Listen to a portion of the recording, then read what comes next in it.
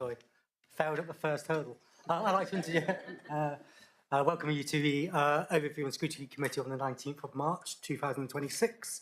We are live webcasting today, so I'd like to remind members and myself to put their microphones on and remember to turn them back off when you've finished speaking.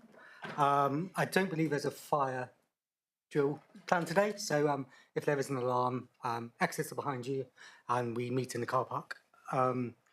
Now onto the agenda. I'd like to ask for nominations for Vice Chair. Any nominations?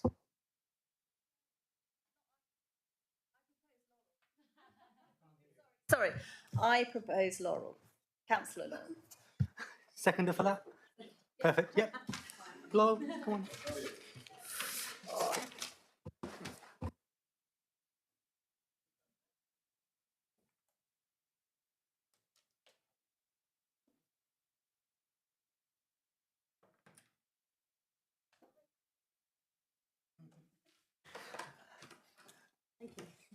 Thank you very much. Are there any apologies for absence?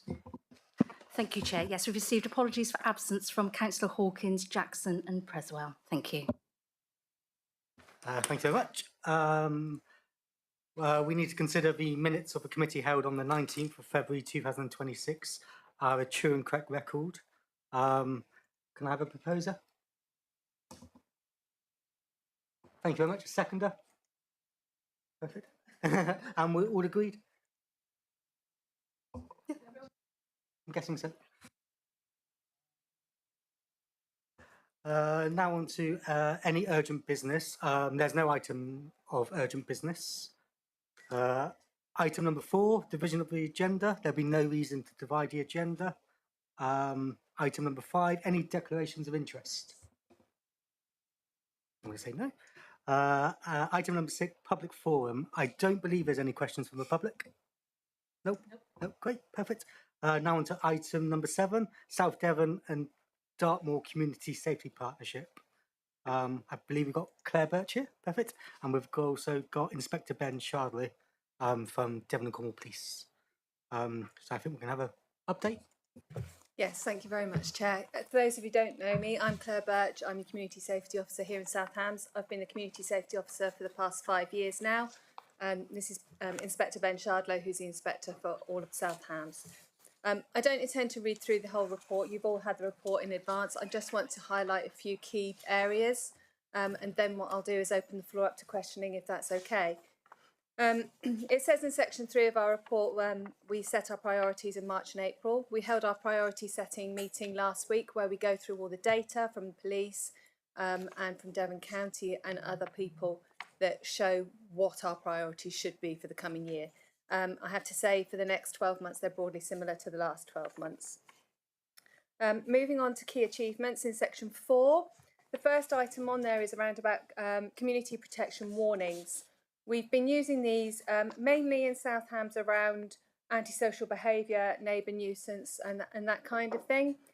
CPWs are 84% compliant. So when we send them out, 84% of people are complying with the CPWs. We've only had to send out 16 community protection notices, which are what come after the community protection warning. Only 2 of those notices have actually breached. These are the ones that we've issued in partnership. Some authorities like the police can issue some in silo where it is required. But the main bulk of our CPWs are issued in partnership because we find them more effective that way. We also try to issue them in person where we can. The police do that on our behalf more often than not. And that's why they have been so successful. At our recent priority setting, we have discussed expanding the use of community protection warnings so we can use them in areas of exploitation and potentially domestic abuse and other areas. So that's something we'll be looking at doing in the coming year. Moving on to our bite-sized awareness sessions. We held this week an awareness session around antisocial behaviour. We're now up to 2,900 engagements in total. And again, they will continue next year. Some of the themes for next year will be sexual violence, domestic violence, misogyny, online information. The sessions we've done over the last year have been really successful. We've had the lowest number I think we've had is about 40 or 50 people attending, and the highest number is well over 200. but they are highly successful. The feedback we get is really positive about people wanting to know what the risks in our area are and what they can do about them. And the final thing I just want to bring your attention to today is the Let's Talk programme.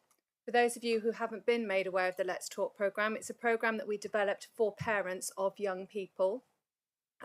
Because what we found was, particularly with teenagers, parents suddenly lose touch with what their teenagers are doing and they don't know what the risks the teenagers are facing are. And so we've developed a Let's Talk Teenagers programme. We have been working mainly over the last year on the launch of the website. The website will be launched at an event here on the 28th of April. So we've also recently, because Community Safety Partnership don't actually have any funding. We have to apply for funding to do these things. And over the past couple of weeks, we've been given a large amount of money from the OPCC to develop Let's Talk for the next year. And so we're going to do a launch with the website at the end of April, and we're going to be relaunching and running Let's Talk Teenagers in May, Let's Talk Primary in June, and Let's Talk Pre-Teens at the beginning of July, end of June.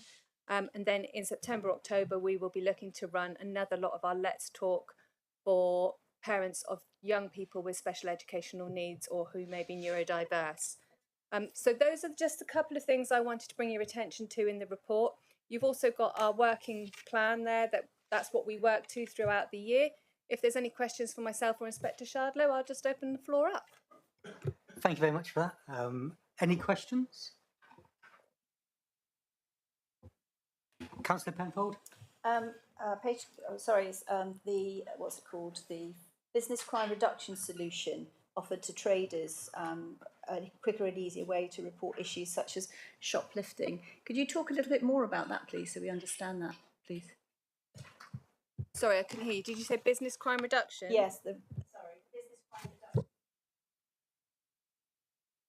Sorry, the business crime reduction solution that's being offered to traders regards to shoplifting on page 21. Yeah. Okay, so that's a Newton Abbott-based initiative. They will be, I believe, from what I understand, I'm not sure if they're expanding it into South Hams, but I know I've had talks with police in West Devon where we're expanding it. So do you know if they're expanding it into South Hams? No, not aware. I know the UK PACT system, which is UK Partners Against Crime, is what you're referring to. I believe it was OPCC sponsored originally for Torbay, and then over the last 12 months it's moved into Newton. I'm not sure if there's plans for further funding or moving it into South Hams at this time. Councillor Eadie? Yes, thank you, Chair. I appreciate the update, and also looking particularly into the Let's Talk programme. What is the design of that going to be in terms of engagement with individuals, and how does that sort of happen actually on the ground? Okay, so it initially started because we had in one of our areas a problem with gang crime, and we went to meeting after meeting after meeting where people were going, what are parents doing about it? What we found was parents didn't know, parents didn't recognise the signs. So back then it was just post-COVID, so we did it as an online delivery. And what we found, because we were forced into online delivery, was that actually parents loved online delivery because they could be anonymous. They didn't have to attend a parenting class. So we've kept it as online delivery. It's a set of 3 sessions, and it will cover everything from healthy relationships to drug misuse to keeping your children safe online. Everything that we cover as Community Safety Partnership and that are the community risks to young people, we talk about quite openly and honestly with parents, and then we give them tips and techniques about spotting these signs that your child might be into drug misuse, for example, and what to do about it. Always highlighting that some of these signs, in fact the majority of these signs, are normal teenage behaviour, and that you know your child, you know when your child's behaviour has changed, and then what to do and where to go for help. Oh, thank you. This is a subject I think that's becoming shot into focus in recent months.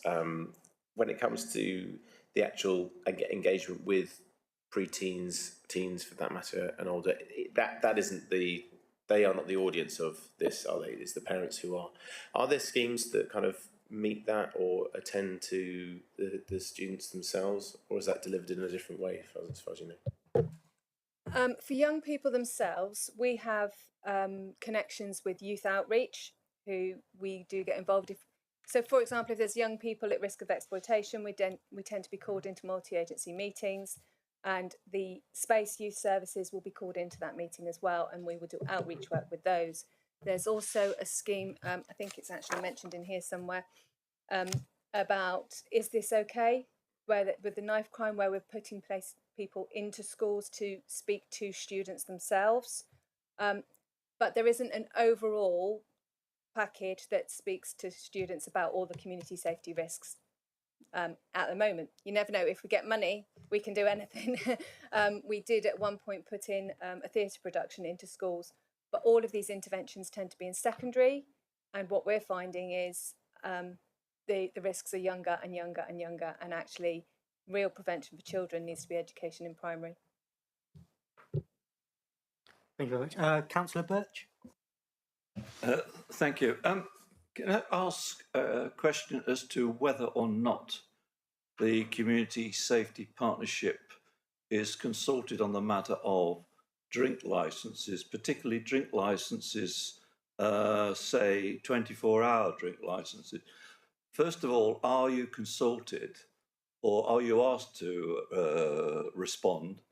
And if you are asked, do you respond? Okay, so myself, I'm sorry I'm not looking at you, but I'm trying to look at the microphone. Myself, I'm not consulted as part of the Community Safety Partnership, but there is a police officer who deals with licensing, and they will respond, and the police are part of our partnership, if that makes sense. Well, yes, but I find that hard to believe because we have got a controversial 24-hour drink licence application in Totnes, which is it's very close to the Totnes skate park. And in my opinion, there are issues there that ought to concern your partnership. But what is disappointing is that the police were asked to comment and they did not. So I think it would be helpful when we have what could be classified as controversial drink licenses application, that not only do the partnership comment, but also they seek to persuade the police to comment as well. I can take that comment back to our licensing team and speak to them about it, but I can't make any promises on their behalf. As for the police not responding, I'd have to pass that one over to you. And that will come through the police licensing officer. So obviously the police licensing officer is aware of the request that you're talking about, as is the council licensing officer, and it's the two of them which are working in partnership in relation to how that's managed.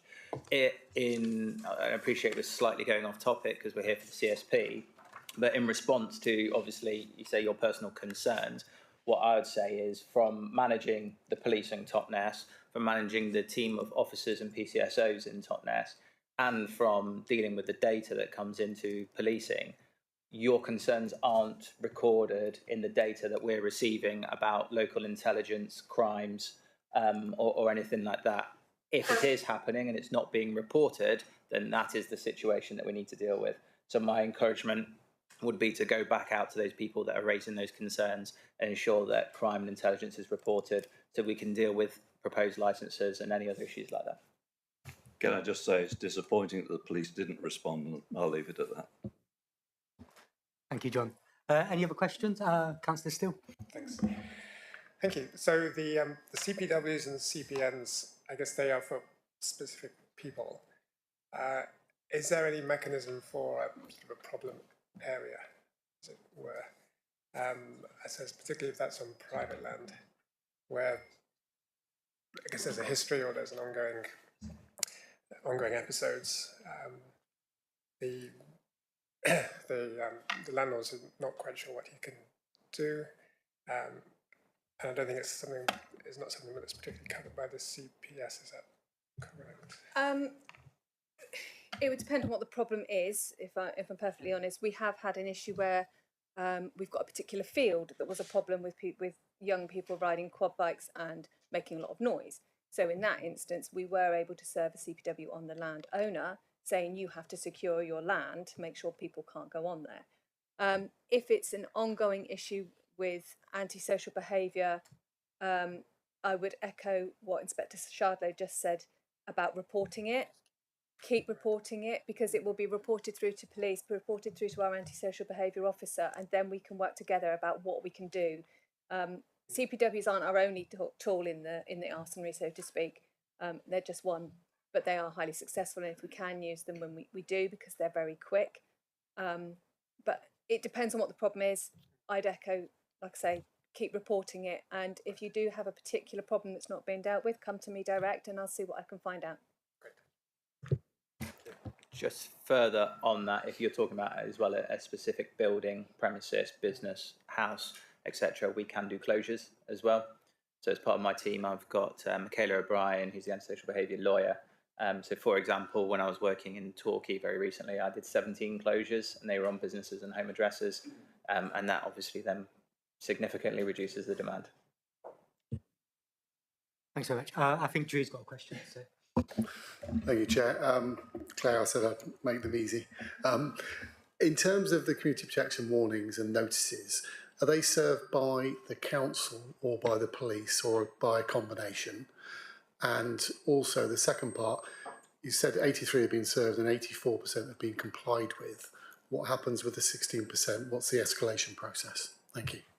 Okay, so CPWs that we are involved in are issued in partnership. That might be in partnership with the police, in partnership with housing, in partnership with both. We find them much more effective when they're issued in partnership. And if they're issued in person, when someone receives it in the post, it's not as effective. If they're issued in person and we can talk to them about it, explain what it is, explain why they've got it, then they're much more effective. In terms of the second part of the question, the escalation process is from CPW, which is Community Protection Warning, to a Community Protection Notice. Very few of those notices are breached. I think in South Hams, at the moment, we're up to 2 of those notices have breached. Breaching a Community Protection Notice becomes a criminal offence. So Community Protection Warnings are based on probability, not beyond a reasonable doubt, which is why we can issue them quickly. But breach of a CPN is a criminal offence. At that point, the police can then take them to court. We can take them to court. We work very closely with Michaela, that Ben mentioned earlier, to make sure that we're watertight when we're going to court. Now, we can, if they breach a community protection notice, we can issue a fixed penalty. We can go to court for a criminal behaviour order and for several other things, I believe. But we haven't had to do that very often so far, touch wood. Happy? Yeah, perfect. Any other questions? Councillor Penfold? Can I go back to the knife crime, please? Can you talk to me about the hotspot solving fund that's been opened, and is it relevant to South Hams? I'm probably going to pass this one to you, because we've just had a conversation about hotspot funding, so I'm going to pass it over to Inspector Shardlow. The quick answer is no on the funding, but yes on the hotspot. So hotspot methodology is about identifying basically where your crime trends are and using sort of geolocation to identify what would be the best area to have high visibility patrol over the certain times which has got predicted demand. It's been used in 13 areas across Devon and Cornwall policing with government funding, and that ran for about 12 months. The funding has come to an end from the government, but the methodology continues. So that's now being rolled out to other areas. And literally, the meeting I was at just before this was just about the 2 areas of mine which it's being rolled into, which is Totnes and Ivybridge. Thank you. Thank you very much. Councillor Monnos? Is the government give you a reason why they stopped the funding? I'm sure they do have a reason, but I don't know what it is. Any other questions? I think we're all done. Thank you very much to Claire and Ben. We'll let you get on with your day.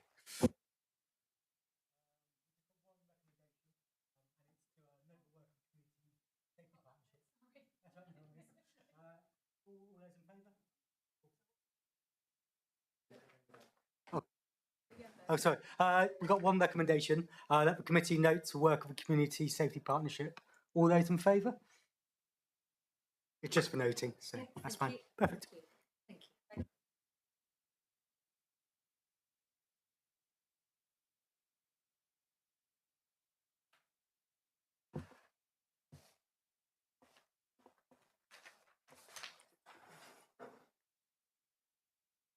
Thanks, guys. Enjoy the sunshine. Item number 8, we've got a thematic update on climate and biodiversity. I think Councillor McKay's here, and we've got Nadine, Councillor Dillon, and also Adam Williams, I believe, who will give us a report.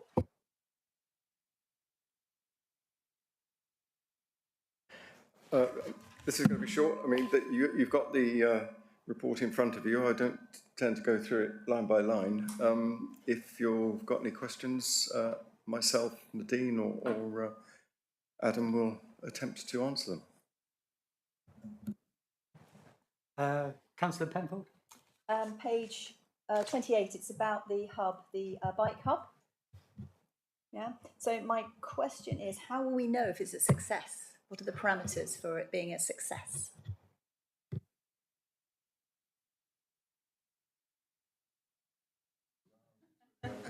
I can take that one. Thank you for the question. So, bike schemes in rural areas aren't very common for obvious reasons, because the population isn't generally there to support it. So obviously we've trialled this as a bit of a trailblazer. There's no kind of council-led operation like this. The closest parallel we've got is a similar bike scheme in Saffron Walden. The council don't operate it, but they have the same provider that we got the bikes from. They actually provide the whole operation there. Their population is almost double Totnes, so we're using them as a benchmark really. And based on the first 6 months of rentals, it's kind of on par with what we were expecting in terms of our benchmarking there. So it's considered a success in Saffron Walden, is it? Well, it depends on what your yardstick is. I mean, they didn't have any. For you to determine what success is, you need to have a benchmark to do that, and they didn't have one either because there are no other schemes like it. It's not something that might sustain itself, and that could be one way you measure success. But also, I mean, other things we'd like to get from it, and we're hoping to get from it, is just people just using the bikes and hopefully making more informed decisions about how they move around, and we can get that through surveys. So we ran a consultation exercise last year, and people found out about the scheme through that exercise, but they also gave us a lot of feedback in terms of some of them you now use it as a day-to-day mode of getting around. Some have actually gone out and bought an e-bike themselves, and I think that's another way we can measure the scheme as well. Okay, so it's habit changing, really. Yes. So, sorry, I most probably should know this. There was government funding for this to set it up, wasn't there? At what point does that government funding stop, and then what happens after that point? So the funding we had was upfront, so we use that funding to keep the scheme alive for about 3 years. After that, there's nothing left. So it's just seeing how it goes over the next year or so, and then see if there's any ways of keeping that going. And we've got a bid in at the moment through the Great Western Rail Community Fund to get some extra funding to expand it as well. And I think Councillor Birch wants to come in on it as well. Yeah, can I just say that it's being funded out of money from the economic development budget. So it is a success, and it is so successful that Dartington wanted to be expanded into Dartington, and we're looking into that. And as has just been mentioned, it is the subject of a bid to GWR for funding to do that. I mean, it's in its early stages, but it's proving to be a success. And what's more, I think it'll be even more successful when we sign the deal with the Network Rail to have a hub at the railway station. We're working on that, and that hopefully should be, the deal should be done shortly. So that will also add to its success.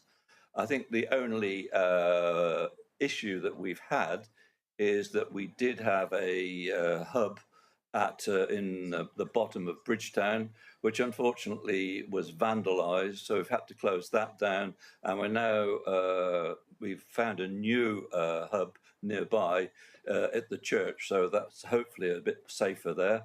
And also we're looking for other options within Bridgetown. So as far as measuring its success, I think it's too early, but the fact that there is use, we have a maintenance contractor on board, so I think in perhaps a few months' time, after the end of the peak season, we'd be in a better position to report on it financially. Thank you. Thank you. Councillor Reedy? Thank you, Chair. Just so I can understand, in terms of some of the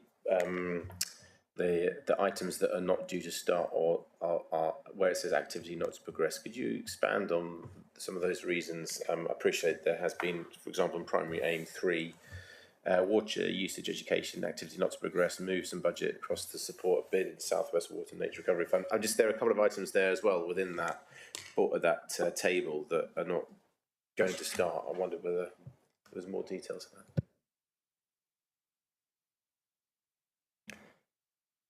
Yes, there were a few. I mean, it was largely due to lack of resource and time and effort and funding, as ever with these things. So there is a chance that some of these things might start to happen. But given the situation that the council's in, etc., we made decisions when going through this that we needed to concentrate on those things that we could actually deliver in the next 12 months or so, and so they are still there, but they're more of a wish list than a likelihood, really, at the moment.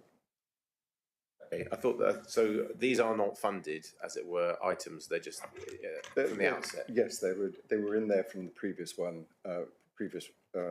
council plan, and we haven't progressed them. And now we've sort of made the decision, really, that we're unlikely to progress them, but they are there as a sort of an aid memoir, as we could come back to them if funding, time and resource allowed, but it's unlikely. These are water themed, aren't they, primarily? They were, yes, there were a few ambitions around that area, and that's why they've...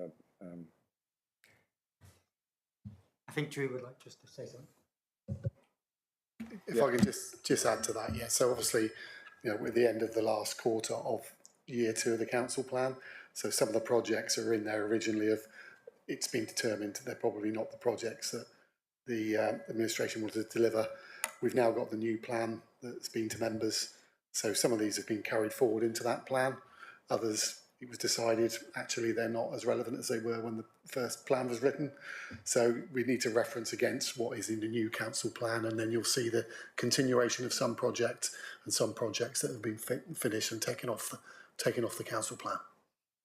If that helps. Councillor. Yeah, I think it does, because it strikes as being quite. It doesn't entirely give that background to it on the table, does it? Okay. If it's okay, I've got a quick question just regarding the solar canopies over car parks. I see the park and ride's been denied. Kind of best place to business. answer that. Yes, fine. Business. Are we looking at any other car parks? If it was going to work anywhere, it'd be Dartmouth, just because it's fairly level, quite big, very easy geometry, and yeah, it just doesn't. Lots of sunshine when we have it. Yeah. So, what was the reason? Just not viable in terms of cost-wise? Yeah, the payback time was enormous, really. There might be opportunity to revisit things like that later, because I know the South West Net Zero Hub are looking at different innovative ways of financing these schemes, because at the moment, for something like that to work, you need an off-taker to sell the energy to. The energy off-takers near that site, you've got the health hub and the leisure centre, their demand profiles didn't quite neatly match when the sun shines, but there are opportunities to look at selling energy from a site away from your main assets and selling that. So, for instance, we could power this building through canopies in different locations as long as it's within the same substation area. So once that sort of stuff starts to get unpicked from a DNO national grid point of view, the numbers may change a little bit, but in terms of just selling energy to your nearest neighbours, just doesn't work. Thanks very much. Councillor Steele? Yes, yeah, I actually tended to see Rob on the call as well, so maybe this is a question for Rob, but in terms of the biodiversity and the meadowing projects, where pieces of Southam's land or grass mostly are converted to meadow areas. If we wanted to suggest other areas within the Southampton portfolio, should we talk directly to you, Rob, or who would be the best person to make suggestions to? Yes, to me, and I'll bite your hand off. Yeah. Okay, good. I shall send you an email. Thank you. Thanks.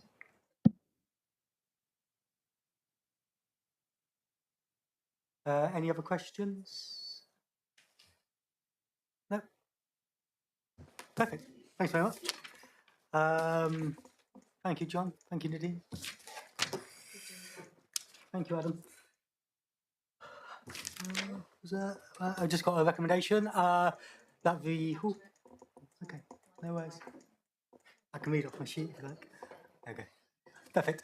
That the Overview and Scrutiny Committee notes a progress update against the climate biodiversity theme of the Council Plan. Again, this is just for noting. All those in favour? Thank you very much.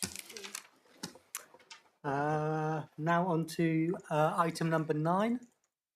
So the consultation engagement quarterly update.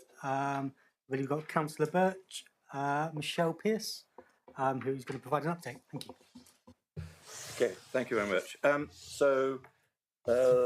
The report for you is all the result of all the hard work that your committee did last year in reviewing the consultations, in reviewing the consultation engagement activity policy. And as the report states, you had several meetings. You came up with a proposal that was eventually accepted by council, and that it was felt that it would be helpful for you, for your committee, to receive a quarterly report as to how things are going. And so here is an opportunity for your committee to say, great, we did a good job, it's all working very well, or perhaps you could do A, B, and C. So it's over to you to see if there's anything in there that you want us to look at. But perhaps I could ask Michelle just to say a few words before you're given that opportunity. Yeah, I mean, I think Councillor Birch has sort of mentioned most of it there, and I think it's just just on the back of everyone's recommendations here, we are doing a lot more to bring all of that activity into one place and to bring it towards you, from the formal consultations that we're having to reactive engagement, things like we've had recently with all the storms, the work that we're doing in communities as well with that, and then through to those proactive things that that quite often, like say, the community development team are doing with different communities in the area. So it's just bringing it all together in one place, and also making sure that you as members are regularly updated on that through those weekly e-bulletins that you get as well about what's coming up and what we're doing. Thank you, Michelle. Councillor Penfold? Can I just say, I've noticed a huge difference. It's been amazing to have it all in one place, in the bulletin, the emails coming through. I'm not searching or for all these consultations and not understanding when they're starting and finishing. So I've absolutely noticed a difference, and that helps me with my residents as well, informing them. So thank you for that. Any other questions? Councillor Eadie? I was going to say, I just wondered whether the consultations that have happened, how different is that to the previous administration, if you like? I mean, how different? How are we measuring the change and the impact that's been made here? The consultations are still carrying on as they were. But there's a few more things that have been put in place just to make sure that they are in one place and that consultation engagement is taking place when it's needed. So as outlined in the actual consultation engagement strategy, whenever a project comes up, it is looked at by the Governance and Insurance Group. It's looked to see on your council reports, is consultation and engagement needed? So it has been sort of brought up and scrutinised a bit more when projects are coming forward to make sure that we're looking at, is it needed or isn't it? And then the consultations will go ahead, and again we can keep a record in one place.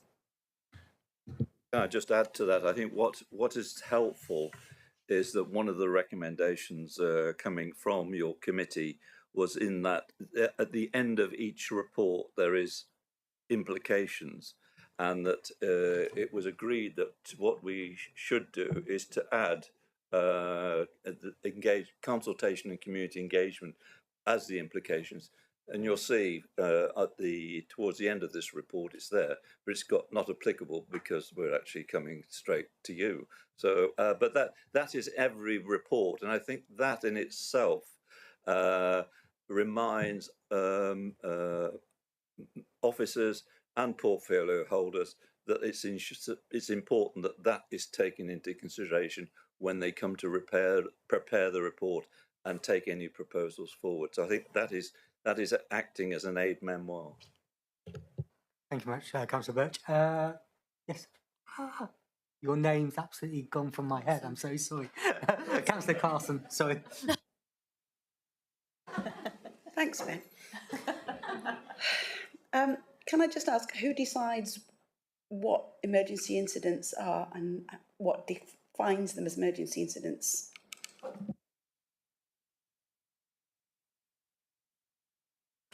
It depends on the situation itself, and as soon as something happens, and it depends on who's leading, what the type of incident is. So, for example, if we have a fire somewhere, it might be the fire that's leading on it. If we have, we might have the police, it might be a multi-agency response. So there's a whole kind of operational structure behind that will trigger it, an emergency response and an emergency incident. And we wouldn't necessarily do, it doesn't necessarily need to be an emergency incident for our community engagement to trigger. It might just be an incident that is affecting a certain, area or a group of people or communities where it's needed. So if you've missed something, can members bring this to your attention and you can highlight it, or is there a way that they can alert you to an incident? Yeah, I mean, if there's something that you think that's, needed to be communicated in any of your communities, you're more than welcome to come through us, or it may be that the project lead, we can put you in touch with the right people. I think Drew wants to add something for you, Councillor Carson. Yeah, just to sort of, I suppose, draw the definition between an emergency that we might consider as Southampton District Council within a community, or a major incident which would be declared. So there is a distinct escalation process at the point where something becomes a major incident, which is handled through the Local Resilience Forum, which is a multi-agency, police, local authorities, ambulance, all the blue lights. And so there's an escalation process that is a statutory process. So an incident depends on the nature of it. Some of them, if it's confined by just being dealt with by the police, it wouldn't be a major incident. If it's just being dealt with by fire, it wouldn't. If it involves organisations have to go outside of their normal capacity or to combine with other agencies, then it can be escalated as a major incident. So if that helps, Councillor Carson. And how do, as councillors on the ground, access those departments in an emergency? Yeah, no, I mean, you would, if there was an incident on the ground, you would go to the police, the fire, whichever is the most appropriate response. They would then determine whether or not they would call what's called a PEAT meeting or a TCG meeting, a tactical control group, and determine whether or not to escalate that into something where all the other agencies are involved. So it is case by case. But I mean, on the ground, if there's something happening, if it's a, obviously I'm teaching this okay because if it's a fire, you go to fire. If it's something which is more about the local authority control, then you come through the out of hours number and officers from the council will respond and determine the escalation process at that point. It's okay. Thanks. I've just noticed in the report that the Dartmoor kiosks, there's electricity supply issues. As a local member, I don't think I was aware of this. And I've just checked my emails, and again, I don't think we were told. Okay, I'll bring that to the project leader person at the time. But I think they were saying they were escalating things to local members. So yeah, but I will double check. Thank you. Any other questions? Yeah, Councillor Steele. Yep. So in terms of the consultation, so we did have the Ivy Ridge Economic Plan consultation, and it was a little bit maybe frustrating that it took 2 years after the consultation was done for the results to be published. So obviously, yes, there's the consultation part, but there's the follow-up part as well. And I guess that was a pilot project in some ways as the first economic plan, but I can see Kingsbridge in the pipeline now, so obviously hope that will be within 2 years that results will be published for that one. Yeah, I can say, I mean, the community economic plans have been a real success. And what has made it a success is the fact that Ivy Bridge was the first off the blocks. And I think we've learned a lot from what has happened or not happened at Ivy Bridge. And I think it may have taken a bit longer in Ivy Bridge, but I think we've learned from that, and therefore things are happening faster in Salcombe, in Totnes, and then they're starting in Kingsbridge and then Dartmouth. So, we have learned that. But I think that going back to what we're talking about as consultation, I think that is a good example, I think, of how the consultation in respect of all the towns that have gone through that process so far is actually working well, because we've had a really good response. And I mean, and I think the outcome is proving to be going to be a valuable tool for us for moving forward, certainly when it comes to economic development. And just to add to that, that's something that we're encouraging all of the different project leads. Whenever they've got a formal consultation, we have the consultation portal there, and trying to encourage to do that follow up on the back of it. Thank you to everyone who's taken part, and this is just a roundup. But that's a work in progress, but that's one thing that we're trying to encourage to do. Thank you very much. Any other questions? Perfect. I just want to echo what Councillor Penfold said at the beginning. I reckon it's really good what you're doing. So thank you very much. And we've got a recommendation that the Overview and Scrutiny Committee consider and note the consultation and engagement activity carried out between October 2025 and February 2026. All those in favour? Thank you very much. We're now on to item number 10, key performance indicators, April 2026 to January 2020. I think that's a mistake. I think it's meant to say April 2025. Yeah, to January 2026. Yes. That's right, no worries. Yeah, that's right, no worries. I think we've got Councillor Hopwood online, unless she's in her garden. Hello. And we've also got Neil Hawke. No, we haven't got Neil. We've got Drew. Oh, okay. And Catherine. Hello, Catherine. Do you want to come up? No, sit there, I mean. Don't have to come this side, don't worry. So I guess I'll hand over to Nikki to provide a little update. Thank you, Chair. Thank you, Chairman. So I just think the main thing to note on this report for me is page 57, background 2.1, that our quality of KPIs was substantial assurance on the robust corporate performance management framework. I think that's excellent, and we do go through these KPIs regularly, and we are unquestioned on them every quarter. So I don't know if there's anything that anybody wants to ask on them, but they're, apart from a couple, they're pretty good. Well, they're excellent, apart from, as I say, a couple of them. So if anybody's got any questions, happy to answer. Thank you, Councillor Hopwood. Any questions? Councillor Penfold, I'm just going to go straight to you.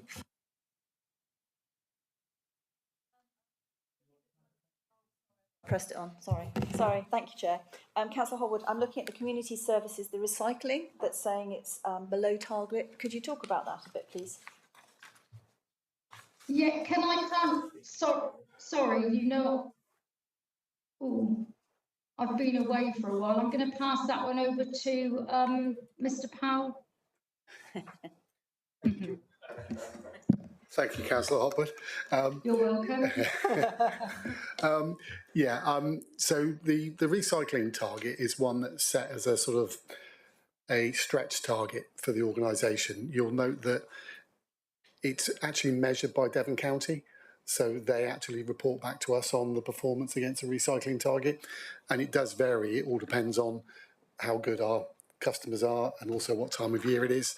And it is also something which will improve when we do the round changes and we increase the recycling opportunities. So it's a target that we're not fully in control of, if I'm honest. What we are trying to do is we are getting a role within the community services team to actually promote recycling to people. So there used to be, I don't know if you remember a while back, there was Don't Let Devon Go to Waste, and it was a campaign that was pushed out by the county council and all the local authorities about telling people to recycle and be effective in how they do it. That's all gone quiet now, so we're going to be picking that up and then just promoting that people actually do recycle. They don't put all their waste into the residue bins and so on. So yeah, if you look at the performance, it's pretty consistently around that, and it is 5% higher than the national benchmark. So it's okay, but with a little bit of work to do. So can I follow up just to sort of really understand about it? Because I know there's one family that actually don't have things to recycle. They actually do their shopping and eating in a way that they don't have recycling or very minimal recycling things. So I'm just really interested to understand how you know people are not recycling. You know, we live in an area where people aren't wanting to recycle because they're not having things that they need to recycle. I don't understand the sort of yardstick around that. Does that make sense? Yeah, it does. I think the proof for the waste team is what they actually collect. I mean, if there isn't any recycling coming out, we wouldn't generally go and knock on the door and ask the question. We would hope that they're doing exactly that. So obviously, in terms of the waste hierarchy, the first thing you do is you prevent generating the waste in the first place, and that's what we would promote. But where obviously, as you know, the majority of products that are sold are still within plastic cartons or glass or whatever, we provide the options for people to recycle where they can. And it's difficult for some people to recycle. If you live in a flat, for example, bin storage and everything is a challenge in some of the more urban areas across the district. So, I think that's probably the answer to your question. I think so. So how can you tell when people are not recycling? Is it because they don't have things in their recycling bin? I suppose that's what I'm asking. What is that yardstick? How do you know? Well, how do you measure it? Yeah, I don't think we measure it in that way. I mean, I can find out a little bit more from the waste team for you on this, but what we look at is where they are putting the wrong waste in the wrong receptacle. Okay.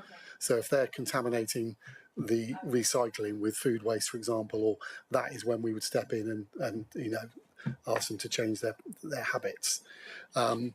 The main thing is to provide the opportunity for people to recycle, which obviously we've done with the change to the approach, and to continue to promote and try and educate people to reduce their waste, and where they have got waste that can be recycled to put it in the appropriate containers. Okay. So you're looking. So the waste team do actually sort of sometimes notice, is what you're saying, that there's recycling stuff in the black bins and whatever. And is that where that's when the target is not met? Because it's not just that, it's a combination of things. It's what's going into the waste stream at the time. So we have different positions at different times of year. So over the Christmas period, huge amounts of cardboard and so on. So our recycling can improve around that time of the year. But yeah, if people aren't following the rules, then they will be approached and we can take enforcement action if appropriate.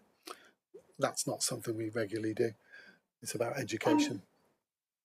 Sorry, can I just come in, please? Because we're having a discussion about recycling, but the national benchmark target is 42.4%, and we have a stretch target, as Drew said, of 57%, but we're on 47%, so we're still above the national average for recycling. I just wanted to point that out. Thank you, Councillor Hopwood. I'm not criticising anyway. I'm just interested to see how we monitor this. That's all, just to understand it properly. Thank you. Councillor Steele. Well, just on the back of that, so how is this actually calculated? Is it sort of the volume of what's thrown away compared to what's recycled, or what's the formula? I will. you're stretching my my knowledge of waste now, Councillor Steele. What I will do, Mr. Molyneux's not here today in his waste, so ask me about planning and I'll be all right. I will go back to the team and get an answer to the questions that have been raised today, if that's okay with members. Right, thanks. Councillor Eadie?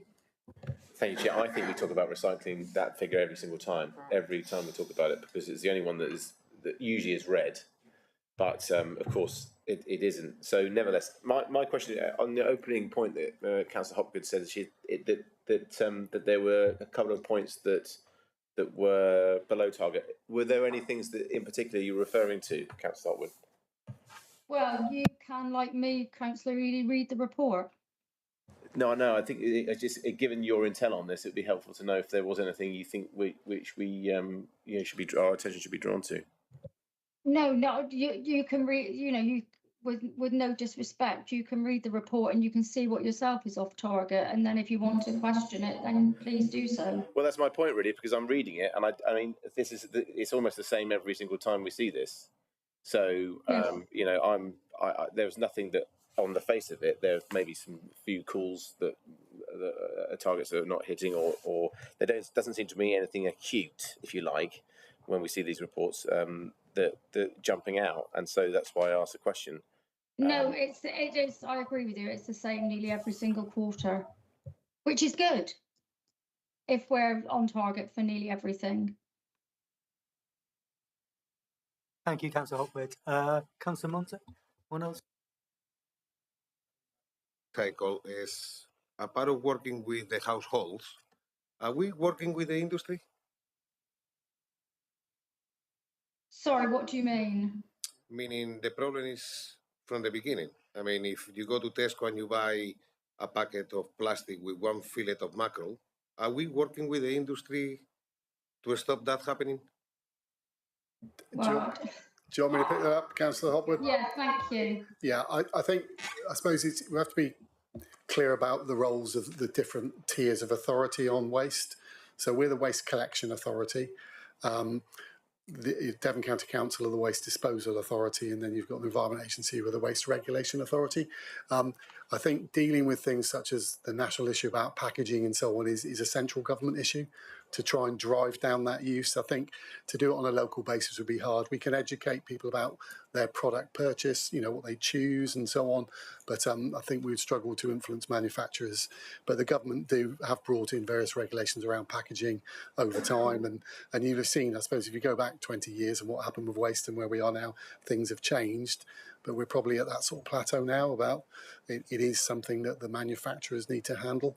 We can only collect what is put out there and try and do the best and get the best value for the recycled material we sell. So the answer is we don't directly get involved with industry, but that's a government role, I would suggest. Thank you. Councillor Carson? Thank you, Chair. I actually own a packaging company, and my role is to go into industry and to encourage them to make the switch from quite often the cheap alternative into a more expensive issue, and that is the problem. It's the consumer at the bottom that doesn't want to pay the price. Thank you. Any other questions?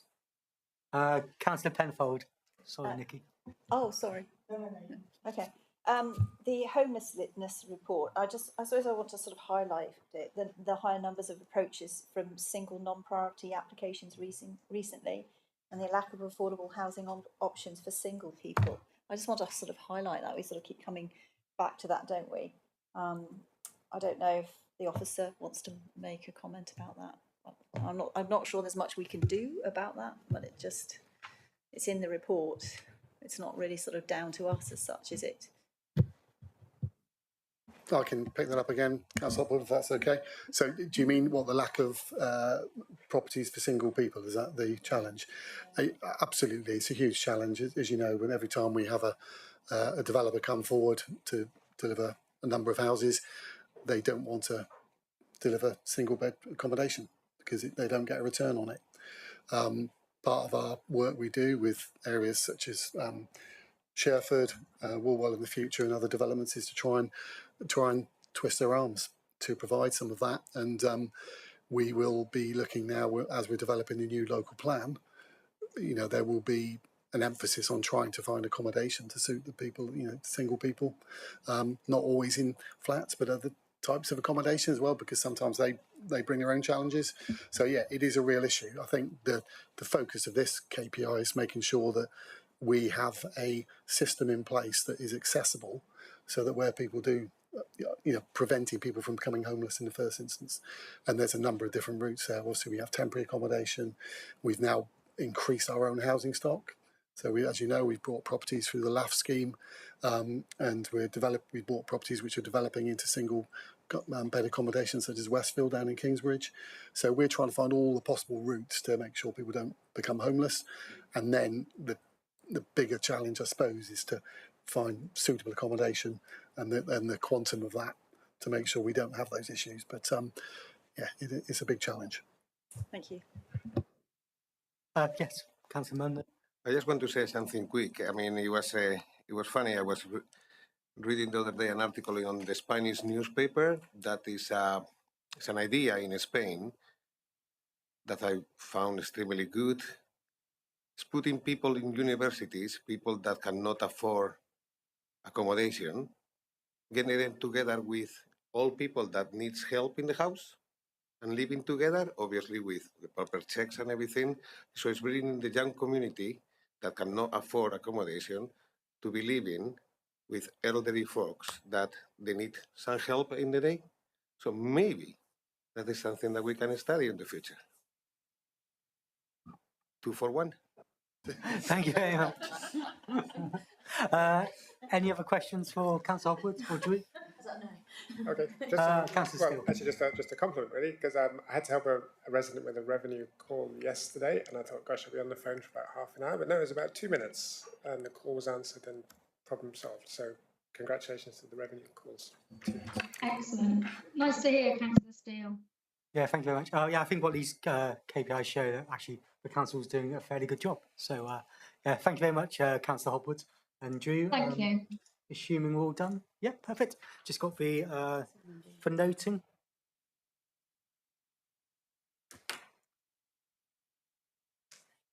Yeah, perfect. That the Overview and Scrutiny Committee consider and note the key performance indicators for April 2025 to January 2026. All those in favour? Hey, thank you very much. Thank you, Drew. Thank you, Nikki. Item number 11, task and finish group updates. We've got none to report, I think, so I'm not sure where we are. So, item number 12, the executive forward plan. I think this is just going to be for noting, and we've all had it, so hopefully we've all had a chance to read it.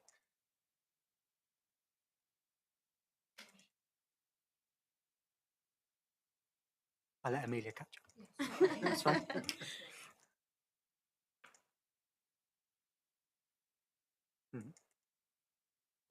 Chair, have we got any idea when the cost of living officer, the CAB and, what one was that programmed yet? Is that put in the diary yet, Chair? Which one? The cost of it was an action from our last ONS, wasn't it, about having a report about the cost of living from the CAB and the Southam officers. Amelia, we can get that programmed in. Yeah. Would you like at the next meeting?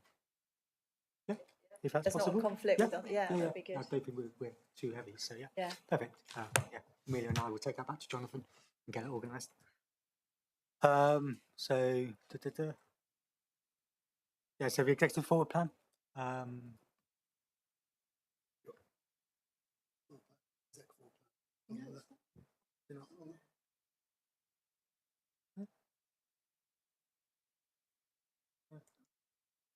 Yeah, has all the members got in front of them, yes? Yeah. No. It's on. Oh, you haven't got yours. Yeah, no, I've seen it though. Yeah, it's just for noting, isn't it? So, we've got no questions to ask about that. So,